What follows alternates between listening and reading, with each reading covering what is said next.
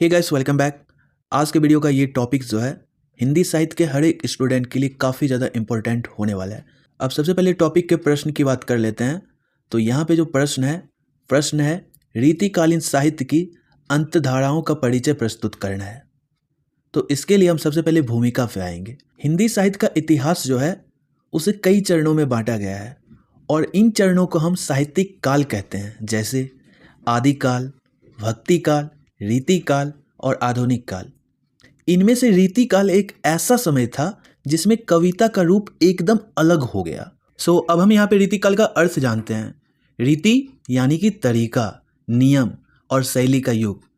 इसे श्रृंगार काल भी कहा जाता है क्योंकि इस समय के कवियों ने प्रेम, सौंदर्य, श्रृंगार, नारी, नायिका भेद जैसे विषयों पर सबसे ज़्यादा लिखा। रीतिकाल का समय लगभग 1650 ईस्वी से लेके 1850 ईस्वी तक माना जाता है। ये समय सीमा जो है अलग अलग जगहों पे थोड़ा थोड़ा डिफरेंट हो सकता है, जैसे कि कहीं पे 1643 ईस्वी से लेके 1843 ईस्वी तक लिखा हुआ है, या फिर कहीं पे 1650 ईस्वी से लेके 1857 ईस्वी तक लिखा हुआ है, जिसमें दो समय सीमा का ज़्यादा चांस होता है। सबसे पहला ये जो देख रहे हो 1650 ईस्वी से लेके 1850 ईस्वी तक, या फिर दूसरा आप ये ले सकते हो कि 1643 ईस्वी से लेके 1843 ईस्वी तक, ठीक है। और यह काल मुख्य रूप से दरबारी काव्य का समय था, जहाँ कवि राजा महाराजाओं के दरबार में बैठकर प्रशंसा, प्रेम और कलात्मकता से भरे गीत गाया करते थे। रीतिकाल का साहित्य जो है कई हिस्सों में बटा हुआ है, जिन्हें हम अंतधाराएं कहते हैं। अब अंतधारा क्या होती है ये भी हम अच्छे से जान लेते हैं। देखो, अंतधारा का अर्थ होता है कोई एक मुख्य विषय जब अलग अलग तरीकों से लिखा जाता है तो हर तरीका एक अलग धारा कहलाता है। रीतिकाल के समय में कुछ कवियों ने शास्त्रों और नियमों का पालन करते हुए कविता लिखी, कुछ ने सिर्फ अपने भावों से प्रेरित होकर लिखा और कुछ ने राजा महाराजाओं की सभा को ध्यान में रखकर मनोरंजन वाली कविता लिखी। इसी आधार पर रीतिकाल की साहित्यिक रचनाओं को तीन मुख्य अंतधाराओं में बांटा गया है, जिनमें से पहला है रीतिबद्ध काव्यधारा, दूसरा है रीति मुक्त काव्यधारा और तीसरा है कविता गोष्ठी काव्यधारा। अब हम इन तीनों अंतधाराओं को एक एक करके विस्तार से समझने की कोशिश करेंगे, जिनमें पहला है रीतिबद्ध काव्यधारा। इस धारा को सबसे पहले समझना जरूरी है क्योंकि यह रीतिकाल की सबसे प्रमुख धारा मानी जाती है। इसमें कवियों ने शास्त्रीय रीति यानी कविता के नियम, रस, छंद, अलंकार, नायिका भेद और श्रृंगार रस को ध्यान में रखते हुए कविता की रचना की। इस धारा के कवि बहुत नियमबद्ध तरीके से लिखते थे। उनका उद्देश्य था कि कविता में कला हो, सजावट हो, शब्द सुंदर हो और रस की मात्रा अधिक हो। इन कविताओं में नायिका का सौंदर्य, उसके शरीर का वर्णन अर्थात जिसे नख शिख वर्णन कहते हैं, उसके स्वभाव, प्रेमी से मिलने की चाह, उसकी चंचलता, रूठना मनाना, इन सब बातों का बहुत सुंदर और सजावटी तरीके से वर्णन किया गया है। इस धारा में कई कवियों ने रस शास्त्र, काव्य शास्त्र और अलंकार शास्त्र जैसे नियमों का पूरी तरह पालन किया। इस धारा के प्रमुख कवि पे भी हम आते हैं कि इस धारा के प्रमुख कवि कौन कौन थे। तो इसमें जो है बिहारी, केशवदास, चिंतामणि त्रिपाठी, देव, गिरधर कविराय आदि जो है इस धारा के प्रमुख कवि थे। इनमें सबसे प्रसिद्ध है बिहारी, जिन्होंने सतसई नामक ग्रंथ लिखा। इसमें जो है 700 से अधिक दोहे हैं और हर दोहा अलंकार, श्रृंगार और भावना से भरपूर है। केशवदास ने रसिक प्रिया और कवि प्रिया जैसे ग्रंथ लिखे, जिनमें श्रृंगार के अलावा नायिकाओं के विभिन्न प्रकारों का विस्तृत वर्णन किया गया है। उदाहरण के तौर पर हम देखते हैं, कहत नठत रिझत खिजत, मिलत खिलत लजियात, भरे भवन में करत हैं नैनन ही सौबात। ये जो है बिहारी लिखे हैं। इस दोहे में एक नायिका अपने प्रेमी से आंखों से ही सारी बातें कर रही है। वह कभी मुस्कुरा रही है, कभी रूठ रही है, कभी शर्मा रही है, सारी भावनाएं आंखों से दिखाई जा रही है। अब हम दूसरे काव्य धारा पे आते हैं, जो है रीति मुक्त काव्य धारा।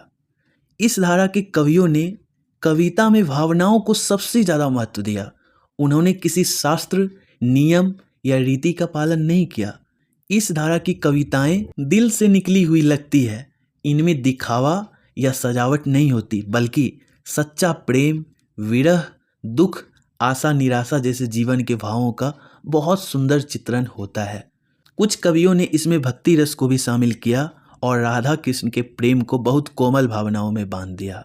इस धारा की सबसे बड़ी विशेषता यह है कि इसमें कविता बनावटी नहीं होती, बल्कि मानव हृदय की सच्ची आवाज़ होती है। और इस धारा के अगर प्रमुख कवि की बात करें तो इसमें सबसे पहला नाम आता है घनानंद, फिर ठुम्मा केसरी और उसके बाद त्रिकालेश्वर आदि। तो इसमें सबसे प्रसिद्ध कवि जो है वो घनानंद ही है। वे पहले मुगल दरबार में रहते थे, लेकिन जब उन्होंने कृष्ण भक्ति की ओर रुख किया तो सब कुछ छोड़कर वृंदावन चले गए। उनके पदों में प्रेम की गहराई, विरह की पीड़ा और संवेदनाओं की सच्चाई दिखाई देती है। हालांकि घनानंद जी के बारे में और भी आप डिटेल जान सकते हो। हालांकि आपको ये ज्ञात होनी चाहिए कि घनानंद जी ही एक ऐसे कवि है जिनको कि प्रेम के पीर कवि के रूप में जाना जाता है। और ये प्रेम के पीर कवि ऐसे ही नहीं बन गए हैं। इनके बारे में जब आप पढ़ोगे कि राजा रंगीले के दरबार में जब सुजान नाम की एक वेश्या थी, उनसे जब इनको प्रेम हुआ था तो फिर क्या क्या चीज़ें हुई थी, क्या क्या घटनाएं हुई थी, उसके बाद क्या क्या हुआ, ये सब जब आप पढ़ोगे ना आपका दिल दहल जाएगा। हालांकि अब हम यहाँ पे उदाहरण पे आते हैं, जो कि उदाहरण है मौसम कौन कुटिल खल कामी, संग छोड़ी सुंदरी संगी निभाही, जो कि घनानंद जी लिखे हैं। इसमें कवि कहता है कि मुझ जैसा कोई पापी और नीच नहीं होगा जिसने अपने प्रेम की रानी को छोड़ दिया, अब उसे पछतावा हो रहा है। अब इसके बाद हम अगले काव्य धारा की ओर बढ़ते हैं, जो कि है कविता गोष्ठी काव्य धारा। यह धारा मुख्य रूप से दरबारी साहित्य से जुड़ी हुई है। इस धारा के कवि राजा महाराजाओं के दरबारों में बैठते थे और वहाँ वीरता, प्रशंसा, राजनीति और मनोरंजन के उद्देश्य से कविता रचते थे। इस धारा की कविता का मुख्य उद्देश्य होता था दरबार को प्रभावित करना, राजा की तारीफ करना और सुनने वालों को आनंद देना। इस धारा में कवि भाषा, शैली और अलंकारों का अच्छा प्रयोग करते थे, लेकिन उसका मकसद शुद्ध कला ना होकर राजा का यश गान करना होता था। और इस धारा के प्रमुख कवि की अगर बात करें तो उसमें भूषण, कविंद्राचार्य, विष्णु नागर आदि आते हैं। इनमें सबसे प्रमुख कवि जो है वो है भूषण, जिन्होंने शिवाजी और छत्रसाल जैसे वीरों की वीरता का गुणगान किया। भूषण की कविताएं वीर रस से भरी होती थीं और उनमें शब्दों का तेज, भाषा की शक्ति और युद्ध की गरिमा झलकती है। अब उदाहरण की ओर चलते हैं। कहाँ सौ तीर ना भेदन काया, कहाँ सौ वीर ना पावै माया, जैसी छवि शिवराज के चित्त में, वैसी ना देखी ना आई काया। ये जो है भूषण के द्वारा लिखा गया है। इसमें कवि शिवाजी महाराज की महानता और शक्ति का वर्णन कर रहे हैं। अब हम तीनों अंतधाराओं की विशेष बातें क्या है उस पे आते हैं। तो रीतिबद्ध काव्यधारा में जो है श्रृंगार, नायिका, भेद और अलंकारों का सुंदर प्रयोग होता है। यहाँ कविता नियमों से बंधी होती है। और रीति मुक्त काव्यधारा में कवि की भावनाएं, प्रेम और विरह की सच्चाई झलकती है। इसमें कोई बंधन नहीं होता है। और कविता गोष्ठी काव्यधारा का मुख्य उद्देश्य होता है दरबार में राजा को प्रसन्न करना और वीरता का गुणगान करना। अब हम इसके निष्कर्ष पे आते हैं। रीतिकालीन हिंदी साहित्य का एक ऐसा समय था जहां कविता केवल कविता नहीं थी, वह एक शैली, एक भाव और एक कला बन चुकी थी। इस समय के कवियों ने अपने अपने तरीके से साहित्य को समृद्ध किया। किसी ने नियमों का पालन किया, किसी ने भावनाओं को स्वतंत्र रूप से उड़ने दिया और किसी ने राजा महाराजाओं की प्रशंसा में कविताएं रची। तीनों अंतधाराओं ने मिलकर रीतिकाल को हिंदी साहित्य का एक सुनहरा युग बना दिया। आज भी जब हम रीतिकाल के साहित्य को पढ़ते हैं तो उसमें कला, रस, प्रेम और वीरता की गहराई दिखाई देती है। इसलिए रीतिकाल की अंतधाराएं हमारे साहित्य की आत्मा है और इन्हें समझना हर हिंदी विद्यार्थी के लिए जरूरी है।